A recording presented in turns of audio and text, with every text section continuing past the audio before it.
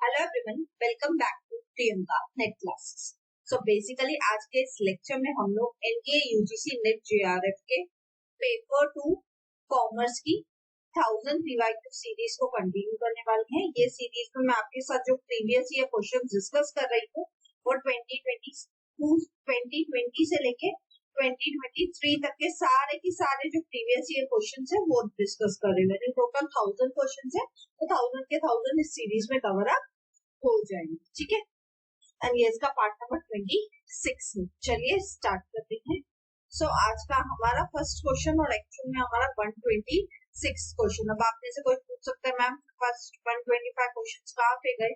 तो first 125 questions आपको part number 1 to 24 में मिल जाएंगे। अगर आपने मिस किया है तो 1000 पीवाईक्यूज की प्लेलिस्ट की सीरीज का लिंक डिस्क्रिप्शन में गिवन है, जाइए वहां से जाके फर्स्ट 125 क्वेश्चंस को वहां से जाके कवर कर लीजिए। ट्रस्ट मी, हर एक लेक्चर इंपॉर्टेंट होता है क्योंकि हर एक लेक्चर में अलग अलग कंसेप्ट, अलग अलग चीजें डिस्कस होती है, अलग अलग टाइप के एमसीक्यूज डिस्कस होती है। तो बहुत जरूरी है कि आप क्या करें, हर एक लेक्चर को इस सीरीज के एकदम रिलीजियसली फॉलो करें।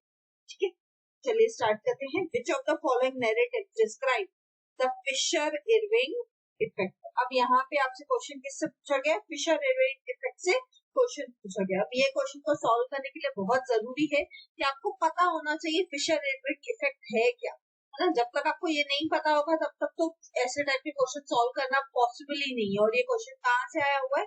ये क्वेश्चन आया हुआ है बिजनेस इकोनॉमिक्स। ठीक है, इवन आपको बिजनेस इकोनॉमिक्स नहीं आता है तो बिजनेस इकोनॉमिक्स की प्लेलिस्ट का लिंक डिस्क्रिप्शन में गिवन है, जाइए वहां से जाके ऑलमोस्ट 30 लेक्चर अवेलेबल है उसके। आप वहां से जाके बहुत सारे कंसेप्ट अपने इंपॉर्टेंट कवर अप कर सकते हैं। ठीक है, टाइमिंग के लिए मैं यहाँ पे आपको पहले फिशर इफेक्ट समझा देती हूँ, फिर हम उस क्वेश्चन पे आते हैं। अनलेस एंड अनटिल हमको क्वेश्चन का टॉपिक ही नहीं समझेगा तो हम कैसे क्वेश्चन सॉल्व कर पाएंगे, राइट। तो Fisher effect is an economic theory created by economist Irving Fisher. Fisher effect किसने दिया था? एक इकोनॉमिक थियरी है, ये किसने दी थी? एक इकोनॉमिस्ट थे जिनका नाम क्या था? Irving Fisher. ठीक है, तो इरविंग फिशर के नाम पे ही रखा गया इस इफेक्ट का नाम फिशर इफेक्ट। ठीक है, और ये इफेक्ट, ये फिशर इफेक्ट रिलेशनशिप दिखाता है किसके बीच में? Inflation and both real and nominal interest rates. Basically Fisher effect is nothing but a relationship between inflation, यानी कितनी महंगाई होती जाती है, और आपके रियल और नॉमिनल इंटरेस्ट रेट्स क्या होते हैं आपके कंट्री में, उसके बीच का रिलेशनशिप कौन दिखाता है आपको? Fisher effect. यानी फिशर इफेक्ट एक हिसाब से मैं बोल सकती हूँ मैक्रो इकोनॉमिक थियरी है। एक ऐसी इकोनॉमिक थियरी है, ये मैक्रो इकोनॉमिक थियरी है। मैक्रो इकोनॉमिक यानी पूरे कंट्री के लेवल पे जब हम कोई चीज की बात करते हैं तो उसे हम कहते हैं मैक्रो इकोनॉमिक्स। ठीक है, तो ओवरऑल यहाँ पे हम पूरी कंट्री की बात कर रहे हैं ना, इन्फ्लेशन की बात कर रहे हैं, रियल इंटरेस्ट रेट की बात कर रहे हैं, नॉमिनल इंटरेस्ट रेट्स की बात कर रहे हैं। तो कहीं ना कहीं कैसा हुआ कि फिशर इफेक्ट एक मैक्रो इकोनॉमिक थियरी है जो बेसिकली रिलेशनशिप बताती है आपको कि आपके कंट्री में इन्फ्लेशन कैसा है और उसके हिसाब से उसके करस्पॉन्डिंग में आपके कंट्री का रियल इंटरेस्ट रेट्स क्या होते हैं, नॉमिनल इंटरेस्ट रेट्स क्या होते हैं, वो सब। ठीक है, the Fisher effect states that the real interest rate equals the nominal interest rate minus the expected inflation rate। यहाँ पे उसकी फॉर्मूला बोल दिए। रियल इंटरेस्ट रेट जो है, ठीक है, वो इक्वल है इसके नॉमिनल इंटरेस्ट रेट के, ठीक है, minus expected inflation, minus expected inflation, inflation rate, ये इसकी फॉर्मूला है। ठीक है, real interest rate is equals to nominal interest rate minus expected inflation rate। ठीक है, तो फिशर इफेक्ट क्या बोलता है कि आपका रियल इंटरेस्ट रेट अगर आपको पता करना है तो वो कैसे मिलेगा? नॉमिनल इंटरेस्ट रेट में से एक्सपेक्टेड इन्फ्लेशन जो कंट्री में आपको लगता है कि इन्फ्लेशन होगी, तो अगर आप माइनस कर दोगे तो आपको क्या मिल जाएगा? रियल में आज की डेट में कितना इंटरेस्ट रेट है वो आपको एक्चुअल में पता चल जाएगा। ठीक है, the Fisher effect has been extended to the analysis of the money supply and international currency trading। Fisher effect की वजह से क्या होता है? हमें पता चलता है कि मनी सप्लाई कैसा चल रहा है, साथ ही साथ इंटरनेशनल लेवल पे जो करेंसीज की ट्रेडिंग होती है, डॉलर्स की या बाकी जो सारी कंट्रीज की करेंसीज होती है, रुपीस की या बाकी सारी करेंसीज की, वो सारी की सारी कैसे लेवल पे, किस लेवल पे ट्रेडिंग हो रहा है, क्या हो रहा है, क्या टू एंड फ्लो है मनी सप्लाई का, वो सब हमको फिशर इफेक्ट की वजह से पता चलता है। यानी फिशर इफेक्ट की वजह से एक तो हमें इन्फ्लेशन पता चलता है कंट्री का, दूसरा रियल इंटरेस्ट रेट क्या है, नॉमिनल इंटरेस्ट रेट क्या है वो पता चलते हैं, फिर चौथा हमें क्या पता चलता है कि मनी सप्लाई क्या है हमारी कंट्री में, और साथ ही साथ हमारे कंट्री का जो करेंसी ट्रेडिंग है, इंटरनेशनल लेवल पे जो करेंसी ट्रेडिंग होता है वो कैसे हो रहा है, क्या हो रहा है, क्या टू एंड फ्लो हो रहा है, वो हमें इजीली समझ में आ जाता है। ठीक है, when the real interest rate is positive, it means the lender or investor is able to beat inflation. सीधी बात है, जब आपका रियल इंटरेस्ट रेट पॉजिटिव है तो उसका मतलब क्या हुआ, जो भी लेंडर है या जो भी इन्वेस्टर है वो क्या कर रहा है, वो इन्फ्लेशन को बीट कर पा रहा है। क्यों? क्योंकि उसको जो एक्चुअल में इंटरेस्ट मिल रहा है, ठीक है, या जिस इंटरेस्ट पे उसने लोन लिया है, दोनों भी केसेस में जो भी केस एप्लीकेबल है, उस केस में क्या है, उससे वो ज्यादा रिटर्न अर्न कर पा रहा है एज कम्पेयर टू जो उसको इंटरेस्ट रेट पे करना है। ठीक है, या उसको जो इंटरेस्ट रेट मिल रहा है, लेंडर है अगर वो, तो उस केस में उसको ज्यादा इंटरेस्ट रेट मिल रहा है और उसको सामने से कम खर्चे करने अपने लाइफ में, राइट। तो कहीं ना कहीं रियल इंटरेस्ट रेट पॉजिटिव है तो ये अच्छी बात है। क्यों? क्योंकि आप इन्फ्लेशन को मात दे सकते हो। नॉर्मली आप मान के चलिए हर एक कंट्री में ना 6% के आसपास का इन्फ्लेशन रेट होता ही है।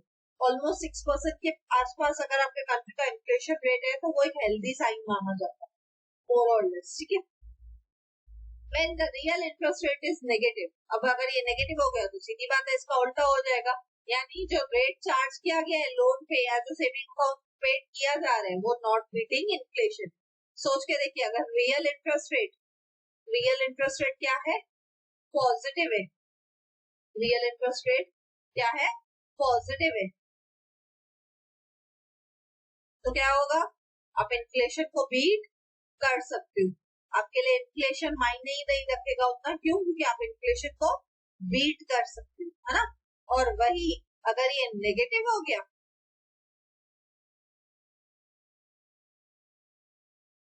तो कैन नॉट बीट इन्फ्लेशन हो जाएगा। यहाँ पे आप इन्फ्लेशन को बीट नहीं कर सकते हो। क्यों? क्योंकि जितना पैसा आप कमा रहे हो उससे ज्यादा तो आपकी महंगाई है। ठीक है, आई होप ये चीज क्लियर है। फिशर इफेक्ट क्या है वो क्लियर है पूरा का पूरा। अगर अब आपको ये क्लियर है ना, तो अब हम एक्चुअल में क्वेश्चन पे चलते हैं तो हमें समझेगा कि इसका राइट आंसर क्या है ना।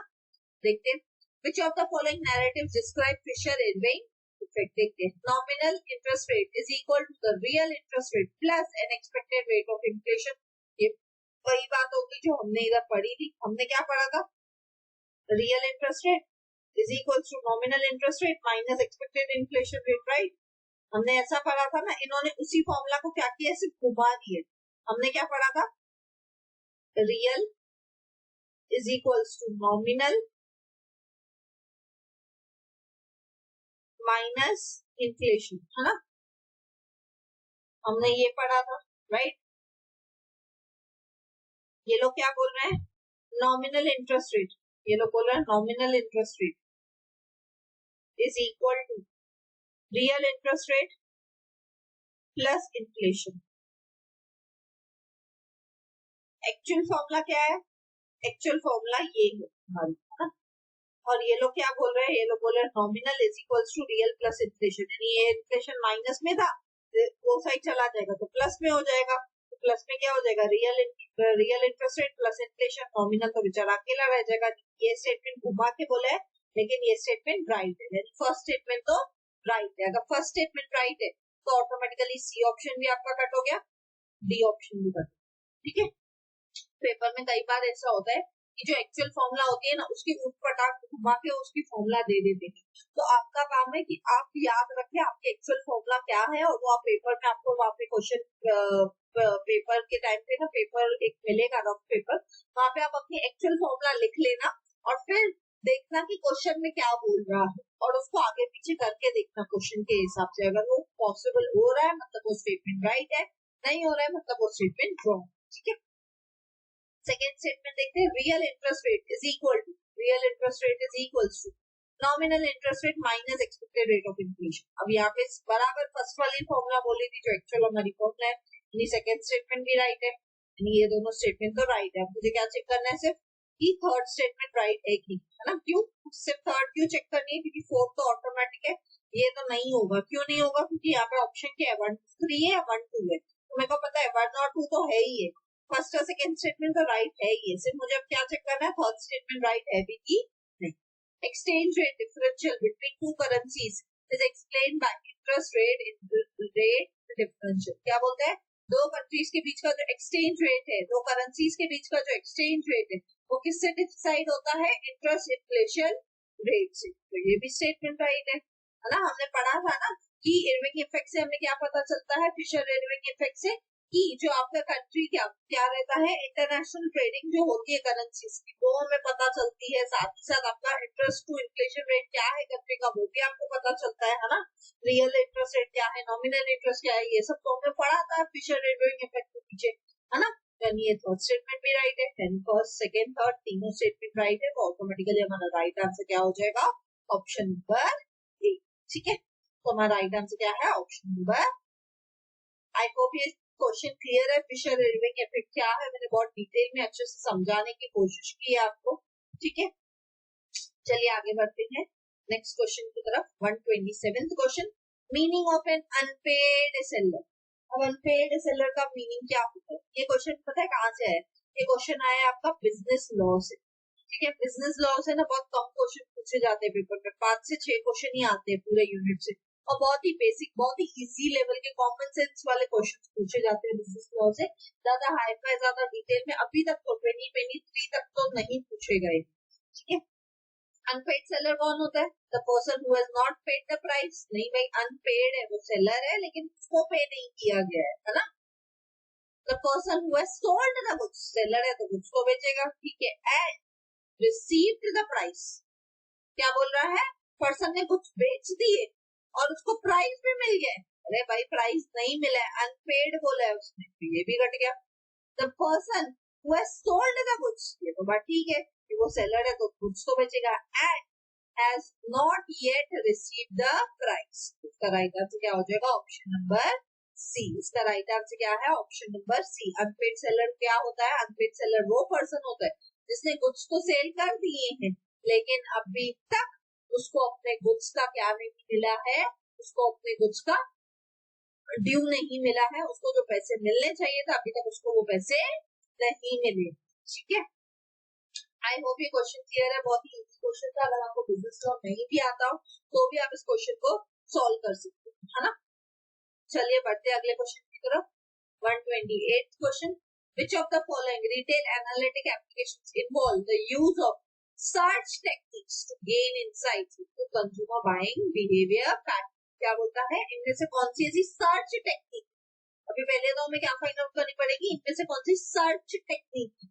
ठीक है, अब आपको फैक्टर रिग्रेशन भले नहीं पता हो, आपको data mining, data scraping, data cloning ये तो पता होगा ना। डेटा माइनिंग मतलब डेटा को खोद के निकालना, ढूंढ के निकालना। माइन करना मतलब क्या होता है? माइनिंग बेसिकली एक ऐसी टेक्निक होती है जिसके थ्रू हम क्या करते हैं, जो हमारी माइंस रहती है उसमें से क्या करते हैं, हमारी गोल्ड की माइन है तो गोल्ड निकालेंगे, डायमंड की माइन है तो डायमंड ढूंढ के निकालेंगे। वैसे ही डेटा माइनिंग क्या होता है? डेटा माइनिंग वो टेक्निक होती है जिसके थ्रू आप क्या करते हो, डेटा को ढूंढ के निकालते हो। यानी थर्ड तो होगा ही होगा, है ना? थर्ड तो होगा ही होगा, तो ये ऑप्शन बढ़िया। अब मेरे को चेक करना है बाकी। अब मेरे को समझो फैक्टर नहीं पता है, रिग्रेशन भी नहीं पता है, आगे चलते।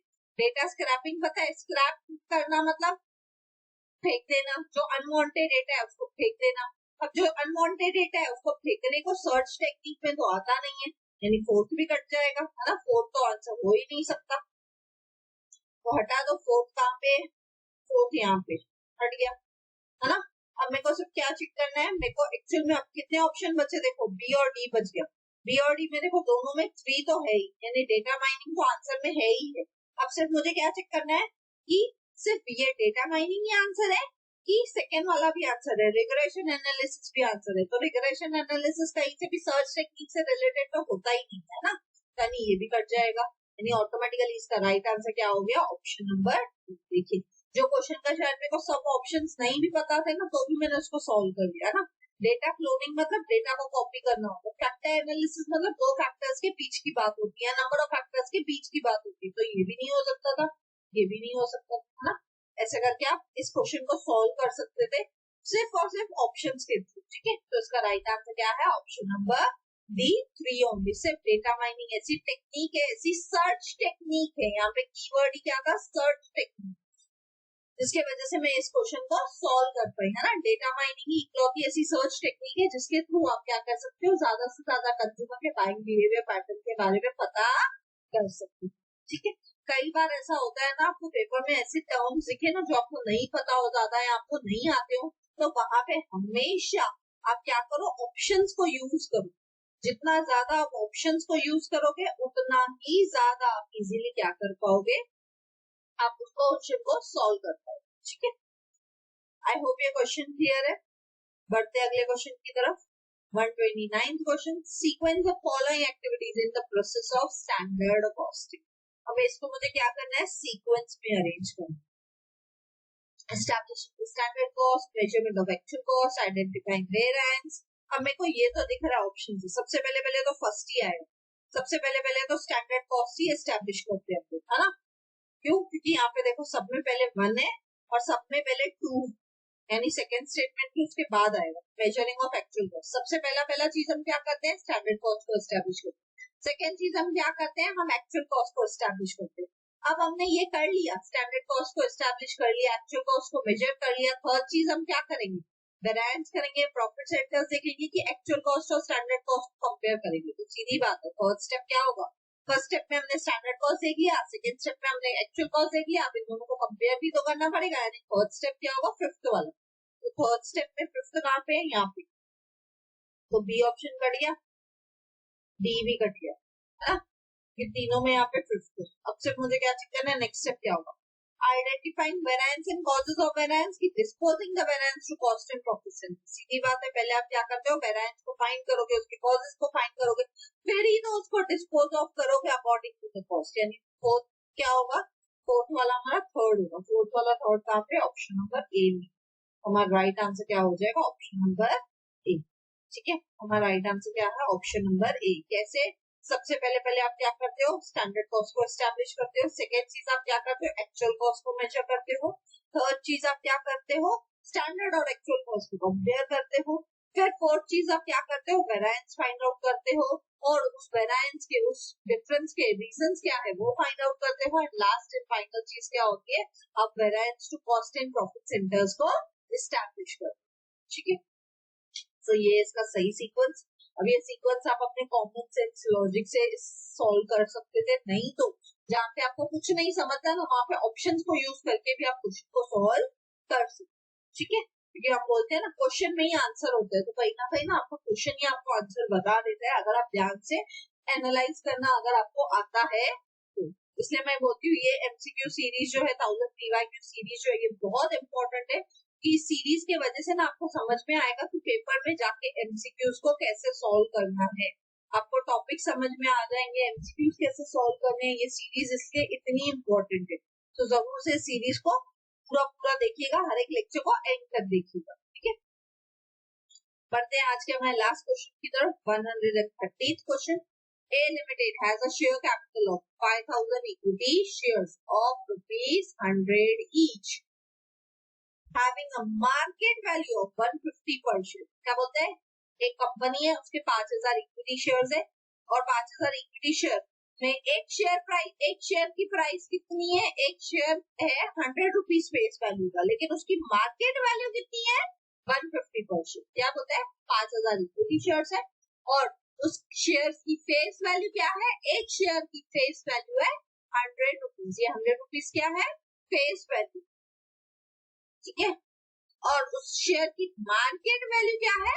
150 पर शेयर। ठीक है, तो नॉर्मली भी ऐसे ही होता है, फेस वैल्यू कुछ और होती है शेयर की और मार्केट वैल्यू कम भी हो सकती है, ज्यादा भी हो सकती है, डिपेंडिंग अपॉन वो कंपनी ज्यादा अच्छी है खराब है ना, उसकी फाइनेंशियल हेल्थ उतनी अच्छी है कि खराब।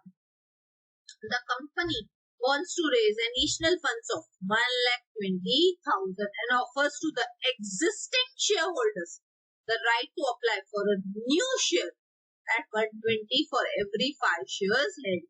अब अगर एक 5 शेयर होल्ड करते हो तो उसके बदले में आपको कितने शेयर मिलेंगे? अगर आप 5 शेयर होल्ड करते हो तो उसके बदले में आपको मिलेंगे 1 share.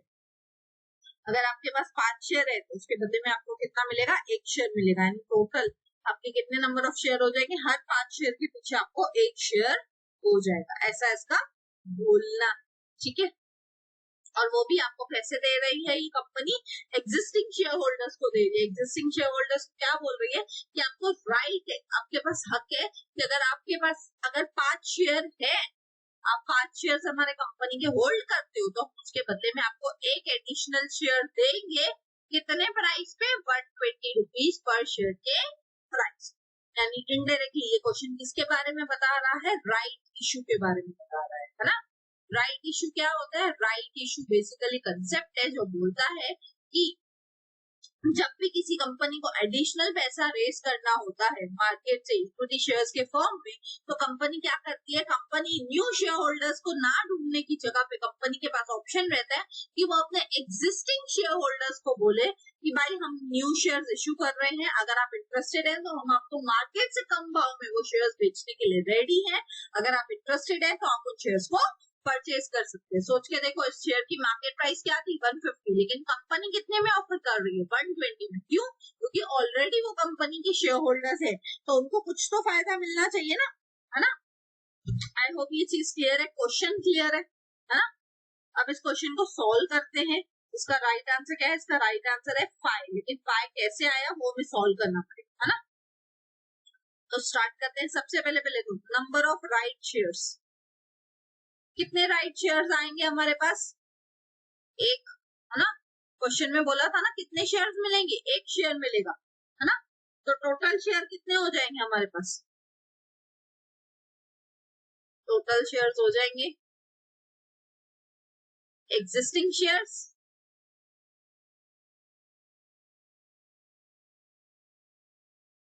Plus new share. Existing share कितने हैं आपके पास? हर 5 शेयर पे आपको कितना मिलेगा? 1 शेयर मिलेगा, है ना। हमने पढ़ा था ना क्वेश्चन में, फॉर एवरी 5 शेयर्स हेल्ड, है ना, आपको क्या मिलेगा? न्यू शेयर मिलेगा। For every 5 share held, her 5 share के पीछे आपको कितना मिलेगा? हर 5 शेयर के पीछे आप 1 शेयर मिलेगा आपको। यानी टोटल शेयर्स कितने हो गए? एक पर्सन के पास अब 6 हो जाएंगे। अगर उसके पास 5 शेयर है तो 6 हो जाएंगे, ठीक है। यहाँ तक आपको क्लियर है? यहाँ तक आपको बात समझ रही है? ठीक है, आगे बढ़े। हम इस क्वेश्चन को अब सॉल्व करें कि कैसे हमको शेयर का वैल्यू मिलेगा, है ना। हमसे क्या पूछा है? हमसे वही तो पूछा है। चलिए देखते हैं value of right shares. Value of right is equals number of right shares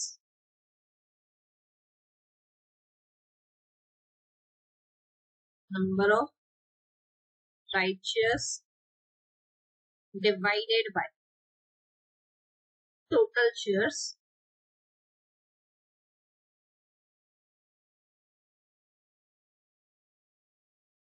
into, अब ये तो फॉर्मूला है, ठीक है। ऐसे टाइप के क्वेश्चन के लिए आपको फॉर्मूलाज आनी चाहिए, इसलिए मैं अपनी अकाउंटिंग की सीरीज में हर बार आपको सम्स, फॉर्मूलाज ये सब कराती हूँ हर एक टॉपिक से रिलेटेड, ताकि आपको पता हो ना। इनटू, अगर आपने अकाउंटिंग भी नहीं देखा है ना तो उसकी भी प्लेलिस्ट का लिंक डिस्क्रिप्शन में गिवन है, जाके वहां से देख लीजिए। मैंने सम्स, फॉर्मूलाज बहुत कुछ कराया। मार्केट वैल्यू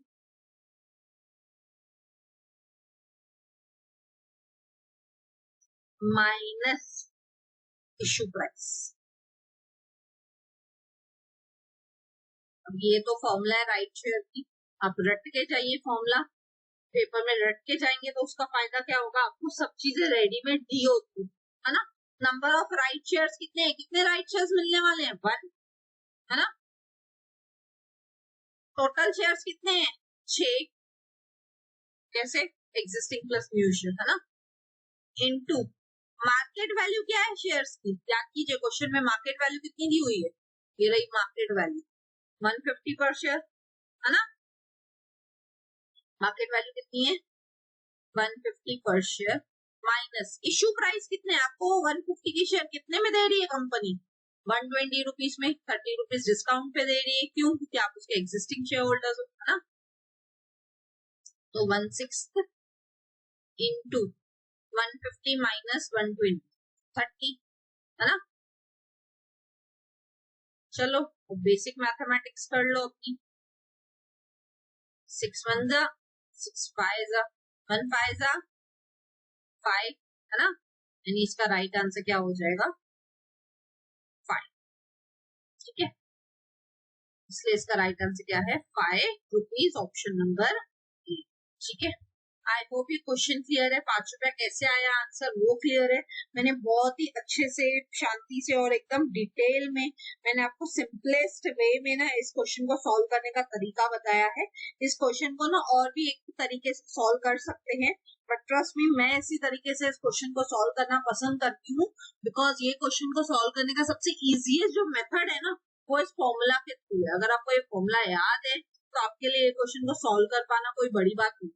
देखिए, और इस क्वेश्चन से प्रूव होता है कि आपको पेपर में जिस टाइप के क्वेश्चन पूछे जाते हैं ना वो बहुत ही सिंपल होते हैं। सिर्फ आपको फॉर्मूला अगर याद होगी अच्छे से तो आप वैल्यूज पुटअप करोगे। हमने क्या किया, वैल्यू ही तो पुटअप की, यहाँ पे सब तो दिया हुआ था, वैल्यू पुटअप किया, आंसर आ गया, है ना। तो इस क्वेश्चन का राइट आंसर क्या है, ऑप्शन नंबर, ठीक है।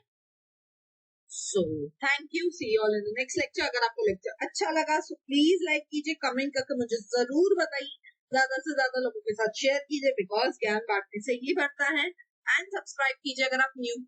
मिलते हैं नेक्स्ट वीडियो में, till then bye bye, take care.